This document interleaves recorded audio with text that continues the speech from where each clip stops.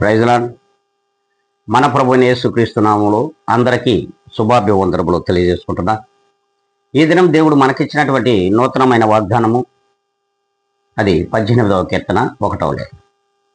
యెహోవా నా బలమా, నేను నిన్ను ప్రేమించుచున్నాను. ప్రభువు వారు మరి చూడండి, ఎంత గొప్ప వాగ్దానం ద్వారా మనందరికీ వినిపించడానికి దావీదు గారిని ఎన్నుకున్నాడు. దావీదు గారి యొక్క నోటి మాటలను మనం ఈ దినం ధ్యానిస్తూ ఉన్నాం.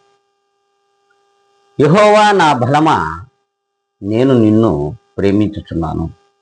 ఎస్, మనం ప్రేమిస్తున్నామా?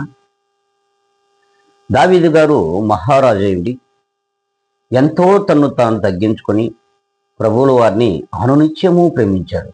ఏ క్షణము కూడా దేవుణ్ణి విడిచిపెట్టలేదు. కానీ మనము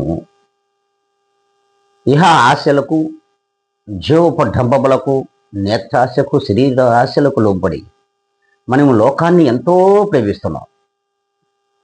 కానీ లోకాన్ని ఎంతో ప్రేమించగలిగిన ఆ దేవాతి దేవుడు ఉన్నాడు. నీకు అవసరం నిన్ను కేవలం దేవుణ్ణి ప్రేమించమన్నాడు. దేవునితో నీవు జతగట్టి నివసించమన్నాడు. ఇది దేవుని మీద ఉండవలసిన ప్రేమ.